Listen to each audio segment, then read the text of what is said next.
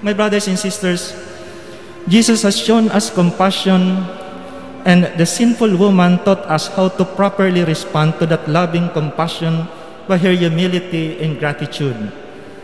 This is the same attitude that we see with another woman who is a shining example of compassion, our ina, Our Lady of Penafrancia. You see, every time we pray the Hail Holy Queen, diyan tamahiling ang pagiging mahirakon ni ina. Hail Holy Queen, Mother of Mercy, our life, our sweetness, and our hope.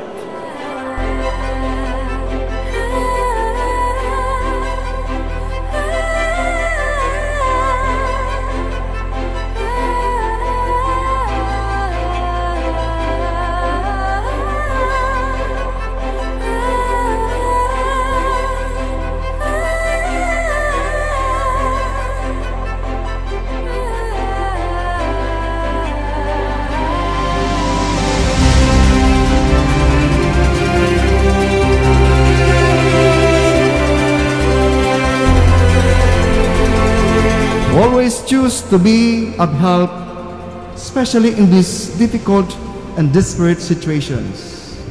As devotees of Ina and as Christians, it is our sacred duty to care for one another. Amen? It is our sacred duty to care for one another as a sign of our solidarity and as a sign of our love to our brothers and sisters.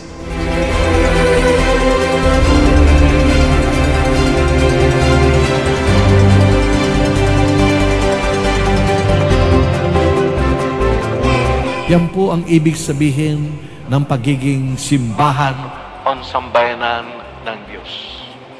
Iba't ibang mga pamilyang may iisang pagtubod, may iisang pananalig, may iisang pagrokyaw o pag-alay ng papuri sa Diyos.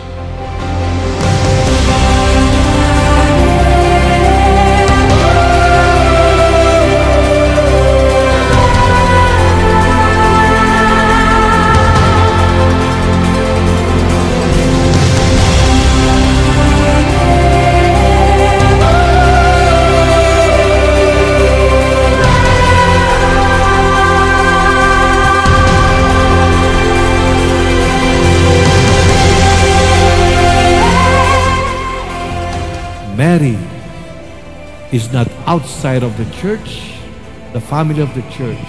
Mary with Jesus is the preeminent member of the church. She is our mother.